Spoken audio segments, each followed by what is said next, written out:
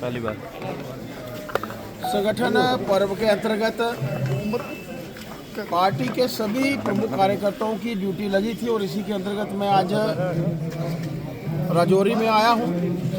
राजौरी के जिलाध्यक्ष दिनेश जी, हमारे सीनियर लीडर और पूर्व एमएलसी विभोज जी, जुल्फकार साहब, मलिक जी, हमारे पूर्व मेंबर पार्लियामेंट साहब, चौधरी साहब और पार्टी के सभी प्रमुख कार्यकर्ताओं के साथ मिलकर एक संगठनात्मक तौर पर ये बैठक थी, जिसमें पार्टी के चुनावों को लेकर, सबसे पहले पार्टी में प्राइमरी मेंबरशिप को लेकर, उसके बाद एक्टिव मेंबरशिप और उसके बाद पार्टी के चुनावों को लेकर इस प्रक्रिया की शुरुआत के लिए यहाँ पर आया हूँ।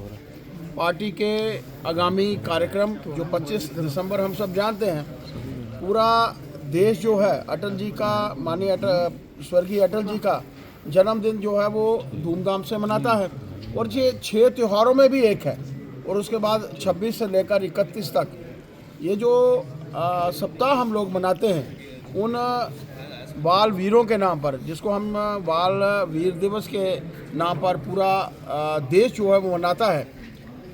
गुरु नानक जी के साहिबजादे, गुरु गोविंद सिंह जी के साहिबजादे, और जिस तरीके से उन 2 बच्चों की शहादत, हम सब जानते हैं कि जिस तरीके का एक वातावरण उस समय में था, उन छोटे छोटे बच्चे 6 वर्ष और एक 9 वर्ष का बच्चा जिस तरीके से उनको दीवार के बीच में चुनवा दिया, उनकी इस शहादत को भी हम लोग जो हैं देखते हैं। और ख़ास तौर पर पूरे विश्व भर में, पूरे देश भर के माध्यम से विश्व भर में ये बात जाननी चाहिए कि किस तरीके का वातावरण उस समय था कि 6 वर्ष के आयु के बच्चे, 9 वर्ष के आयु के बच्चे, उनको भी जो था वो छोड़ा नहीं गया। उनकी शहादत को भी हम जो है वो याद करते हैं।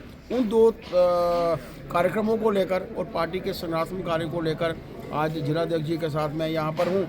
पार्टी के सभी प्रमुख कार्यकर्ताओं के साथ बैठने का भी मौका मिलेगा और पार्टी के आगामी आने वाले चुनाव, बूथों के अध्यक्षों के चुनाव, मंडलों के चुनाव, जिला के चुनाव और उसके बाद प्रदेश के चुनाव के बाद राष्ट्रीय अध्यक्ष जी का चुनाव भी जो है इसी माध्यम से प्रधानमंत्री और गृह मंत्री की तरफ से ये यकीन दहानी कराई गई थी कि यहाँ पर स्टेटहुड जो है उसको वापस लिया जाएगा।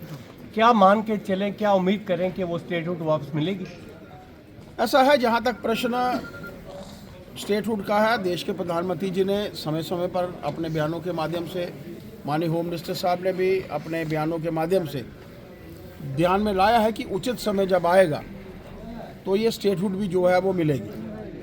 हमारे विधायक चुनकर आते हैं, विधायकों के माध्यम से डेवलपमेंट के कार्य होते हैं, उन कार्यों को भी जो है वो प्राथमिकता देने की आवश्यकता है, जो शायद नेशनल कॉन्फ्रेंस और उसके गठबंधन के लोग, हालांकि सीधे तौर पर कोई गठबंधन दिखता नहीं है, कांग्रेस के साथ भी हालांकि गठबंधन के तौर पर उन्होंने राजनीति शुरू की थी, गठबंधन के तौर पर यहाँ पर सरकार बनी थी, लेकिन आज कांग्रेस को जो है वो दरकिनार कर दिया गया है। और ऐसे समय में मेरा मानना है कि देश के प्रधानमंत्री जी ने जब जिस तरीके से कहा है कि उचित समय आएगा, उचित समय का हमें इंतज़ार करना चाहिए। स्टेटहुड डेफिनेटली मिलेगा। सर, नेशनल कॉन्फ्रेंस ने तो अपने मैनिफेस्टो में भी ये रखा था कि स्टेटहुड हम दिलवाएंगे, तो क्या लगता है कि उनकी सरकार में ऐसा हो पाएगा या फिर लोगों को सिर्फ ख्वाब दिखाएंगे? ऐसा है कि वो जो ख्वाब उन्होंने 370 को हटाने के लिए दिए थे, 35A को हटाने के लिए दिए थे, एक रेजोल्यूशन के तौर पर, जो कोई मायने नहीं रखता था।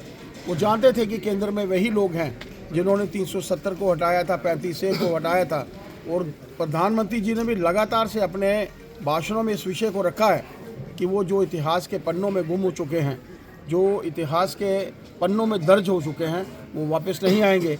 उन्होंने मात्र बरगलाने के लिए, कश्मीर की मासूम जनता को बरगलाने के लिए वो रेजोल्यूशन रखा था, और जिसको असंवैधानिक तरीके से पारित भी जो है करवाया, उन्होंने करने की कोशिश नहीं, वो करवाया, लेकिन वो जानते हैं इसका कोई मायने जो है वो नहीं रखता। सर, गृह मंत्री के बयान के बाद कांग्रेस समेत बाकी विपक्ष पार्टियां जो है वो सड़कों पर हैं, क्या मान के चलें जो उनका बयान था, क्या उसे तोड़ मड़ोड़ के सामने रखा जा रहा है या फिर कोई इसके पीछे और वजह? ऐसा है कि कभी हमारे ध्यान में हो कि बाबा भीमराव अंबेडकर जी जब चुनाव लड़े थे, मेंबर पार्लियामेंट का चुनाव लड़े थे, कांग्रेस से संबंधित थे, कांग्रेस पार्टी से ही वो हर एक वाबस्ता था, क्योंकि उन दिनों में एक ही पॉलिटिकल पार्टी थी।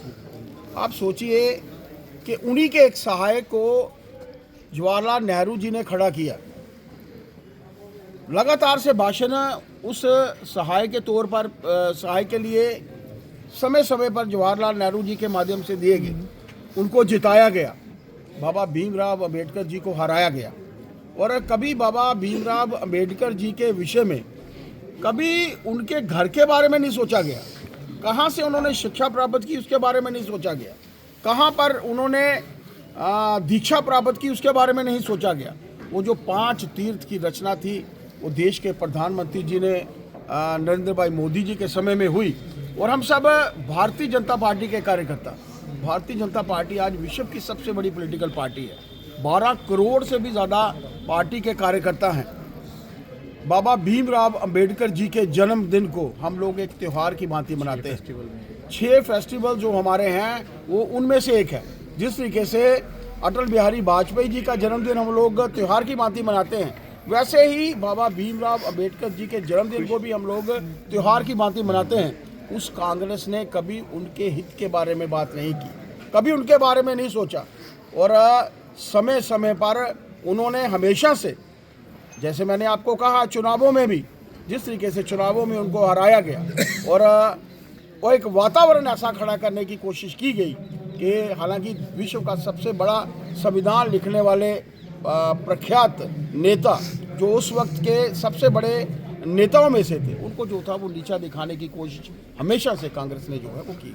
सर, एलजी एडमिनिस्ट्रेशन और उमर अब्दुल्ला गवर्नमेंट के बीच तालमेल नजर नहीं आता, क्या कहेंगे इस पर? ऐसा है कि चुनकर आए हुए, हालांकि नेशनल कॉन्फ्रेंस को मात्र 23% मत मिले हैं, भारतीय जनता पार्टी को 26% मत मिले हैं। 1,56,000 वोट भारतीय जनता पार्टी से कम मिले हैं। नेता जब चुनकर आता है, मुख्यमंत्री हैं, तालमेल की क्यों कमी है? डेवलपमेंट के कार्य करने के लिए उनके विधायकों को चुनकर भेजा गया है, क्यों उनके माध्यम से काम नहीं हो रहे, क्यों वो डेवलपमेंट नहीं करवा रहे?